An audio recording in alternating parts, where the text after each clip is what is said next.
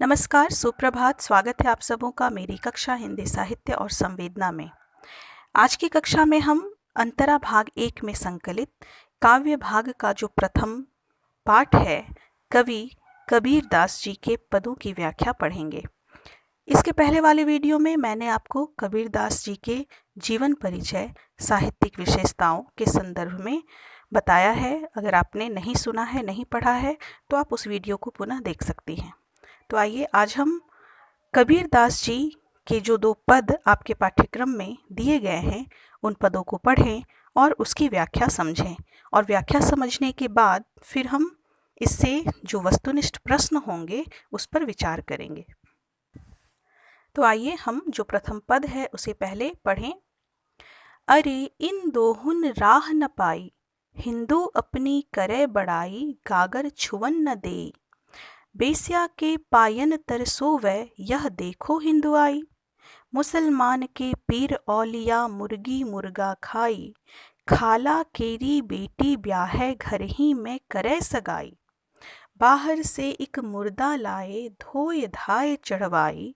सब सखियां मिली, जेवन बैठी, घर भर करे बड़ाई। हिंदुन की हिंदुआई देखी, तुर्कन की तुर्काई। कहे कबीर सुनो भाई साधो, कौन राह हवे जाई। तो आइए पहले हम इस पद में जो कठिन शब्द हैं उसके अर्थ समझ लें। पहली पंक्ति में है दोहुन। यहाँ दोहुन का अर्थ है दोनों, और दोनों किसके संदर्भ में बात की जा रही है? हिंदू और मुसलमान। जब मैं व्याख्या बताऊंगी तो आपको इस संदर्भ में बताऊंगी। तो दोहुन का अर्थ है दोनों, हिंदू और मुसलमान।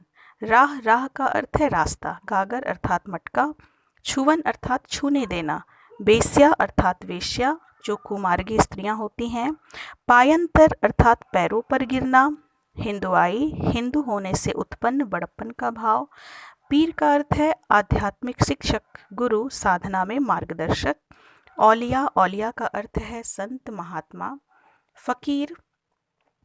खाला, खाला अर्थात मौसी, माँ की बहन जो होती हैं। ब्याहे, ब्याहे का अर्थ है शादी करे। घर ही अर्थात घर में।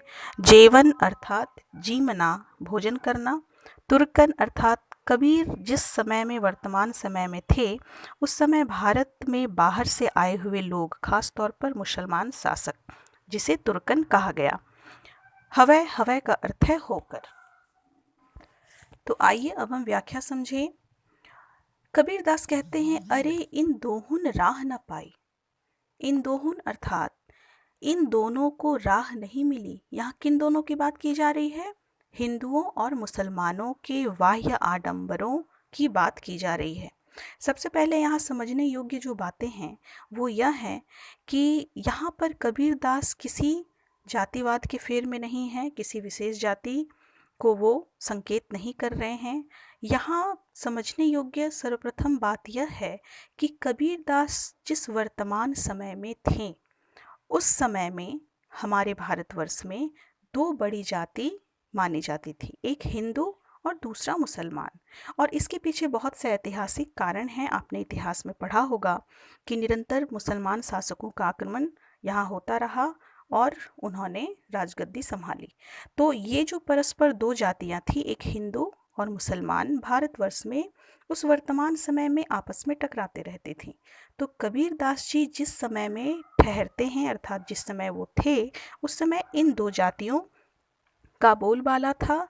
तो अतः कबीर यहाँ इस पद के माध्यम से उस वर्तमान समय को संदर्भित करके वो हिंदुओं और मुसलमानों के संदर्भ में यहाँ बातें कहते हैं, और इस पद के माध्यम से उन्होंने हिंदुओं और मुसलमानों के बाह्य आडंबरों पर, बाह्य आडंबर अर्थात हम जो दिखावा करते हैं, उस आडंबरों पर करारा व्यंग किया है। अतः कबीर यहाँ कहते हैं कि इन दोनों ने सही राह नहीं अपनाया, इन दोनों ने मुक्ति का मार्ग नहीं पाया। आगे भी कहते हैं कि हिंदू अपनी करे बड़ाई, गागर छुवन न देई।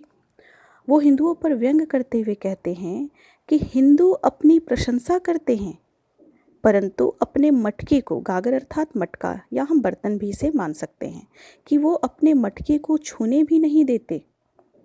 आगे वे कहते हैं कि वे अपने को ऊंचा मानते हुए सोचते हैं कि उनके मटके छू जाने भर से ही अपवित्र हो जाएंगे। वे छुआछूत की भावना से ग्रसित हैं, फिर भी स्वयं को बड़ा समझते हैं। आगे यहाँ कबीरदास जी कहते हैं कि वेश्या के पायन तरसोवै, यह देखो हिंदू आई।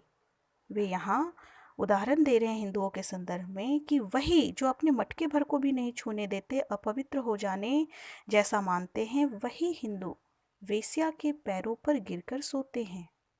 तब यहाँ कबीर करारा व्यंग करते हैं कि ऐसा करने पर उनका हिंदुत्व नष्ट नहीं होता। अब आगे देखिए उन्होंने मुसलमान पर कैसे व्यंग किया है। वो कहते हैं, मुसलमान के पीर औलिया मुर्गी मुर्गा खाई। कि वे अर्थात मुसलमान जो हैं, इसी तरह वह भी अपने बाहरी दिखावे को प्रश्रय देते हैं, दिखावा करते हैं। और इनके जो भक्त हैं तथा गुरु, वे सभी मुर्गी और मुर्गा खाते हैं और अपने आप को धर्मात्मा समझते हैं, अर्थात मांस भक्षण करते हैं, वे हिंसा करते हैं।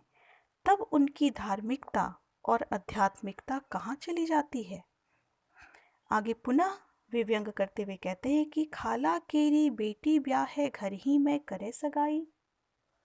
वे कह रहे हैं कि वे अपनी मौसी की बेटी ब्याह लाते हैं तथा घर में ही सगाई कर लेते हैं। अर्थात उनके यहाँ यह परंपरा है कि अपने ही संबंध में, निकट संबंध में वो विवाह कर लेते हैं। अर्थात बहन के जो बच्चे हैं, उनकी जो बेटी है, उसी से विवाह कर लेते हैं। तब उनका जो यह बड़प्पन है या फिर यह जो दिखावा है, वह कहाँ चला जाता है। आगे फिर वो उदाहरण देते हैं कि बाहर से एक मुर्दा लाए धोए धाय चढ़वाई, सब सखियां मिली जीवन बैठी घर भर करे बराई। पुनः वे कह रहे हैं यहाँ कि वही लोग बाहर से एक मृत शरीर लाते हैं। मृत शरीर अर्थात मुर्गा मुर्गी जो हम भक्षण करते हैं, मांसाहार भक्षण करते हैं, उसके संदर्भ में वो कहते हैं कि उसे साफ करके हम अपने चूल्हे पे चढ़ाते हैं, उसे बनाते हैं और फिर बड़े ही चाव से सब सखियां एक साथ बैठकर उसे खाते हैं और घर भर में उसकी तारीफ की जाती है।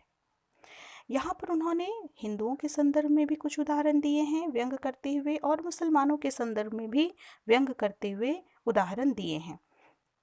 तब आगे कबीरदास जी कहते हैं कि हिंदुअन की हिंदुआई देखी तुर्कन की तुर्काई। इस प्रकार हिंदुओं और मुसलमानों की धार्मिक क्रियाएं हमने देखी, और इनकी जो धार्मिक क्रियाएं हैं वो कैसी हैं कि दोनों में आडंबरों और कुरीतियों का बोलबाला है। ये दोनों में से कोई भी तारीफ या बड़ाई के लायक नहीं है, लेकिन वो अपने आप में स्वयं को बहुत बड़ा मानते हैं और अपनी अपनी तारीफ करते हैं। इसलिए यहाँ पर कबीर ने उन दोनों के संदर्भ में उदाहरण दिया है कि वो क्या क्या काम करते हैं या कौन सी ऐसी क्रिया करते हैं जो बड़प्पन के लायक बिल्कुल भी नहीं है। तब वो कहते हैं कि कहे कबीर सुनो भई साधो कौन राह वे जाई। तब यहाँ संत कबीर कहते हैं कि सुनो भई संतों, इनमें से कौन सी राह पर जाया जाए, इसका निर्णय तुम्हें ही करना है। अर्थात वे संतों को कहते हैं कि ना ही हिंदुओं का क्रियाकलाप अच्छा है, ना ही मुसलमानों का। तो अब तुम्हें यह तय करना है कि इन दोनों के साथ किसके राह को अपनाया जाए। तो इस प्रकार इस पद की व्याख्या यह हो गई। और इस पद की जो भाषा है वो सदुक्कड़ी भाषा है, और कहीं भी आपको कबीरदास की भाषा शैली बताने में कोई संशय नहीं होना चाहिए, क्योंकि पहले भी मैंने परिचय के दौरान आपको बताया कि कबीरदास की भाषा जो है वो सदुक्कड़ी भाषा है। और वह सदुक्कड़ी भाषा क्यों है, क्योंकि कबीरदास जी जो है वो देशाटन किया करते थे और जहाँ जाते थे वहाँ की भाषा वो अपना लेते थे। इस प्रकार उनकी जितनी भी वाणी है या फिर जितने भी पद आप पढ़िएगा आगे भी, तो आप यह पाइएगा कि उन पदों में किसी एक भाषा के शब्द नहीं हैं, बल्कि बहुत सारी भारतवर्ष की भाषाओं का सम्मिश्रण उसमें है। तो अतः इनकी भाषा को उस कारण से सदुक्कड़ी भाषा कहा गया है। तो इस पद की भाषा जो है वह सदुक्कड़ी भाषा है, जिसमें कि भाव की अभिव्यक्ति की गई है। तथा इस पद में कबीरदास ने हिंदुओं और मुसलमानों के धार्मिक आडंबरों पर करारा व्यंग किया है। इसके साथ साथ यहाँ जो है वो कई जगहों पर अनुप्रास अलंकार है। आपने पहले भी अलंकार पढ़ा होगा पहले की कक्षा में, और मैं प्रयास करूँगी कि आपको अलंकार का जो साधारण परिचय है, जो जानकारी आपको होनी चाहिए, वो मैं किसी कक्षा में आपको बता दूँगी। तो यहाँ पर अनुप्रास अलंकार है, जैसे आप यहाँ देख सकती हैं, मुर्गी मुर्गा म की आवृत्ति हुई है म वर्ण की, धोय धाय इसमें ध की आवृत्ति हुई है। तो जहाँ पर दो समान वर्णों की आवृत्ति हो, बार बार वो आए, तो वहाँ अनुप्रास अलंकार होता है। इसके साथ साथ भाषा में गेयता तथा संगीतात्मकता है। तो इस प्रकार यह व्याख्या समाप्त हुई आपकी। इसको ध्यान से पढ़िए, समझिए, और फिर जब दोनों पदों की व्याख्या हम कर लेंगे तब इससे वस्तुनिष्ठ प्रश्न हम तैयार करेंगे। तो आज की कक्षा में यहीं तक, और अगली कक्षा में आपको दूसरे पद की व्याख्या बताई जाएगी। धन्यवाद।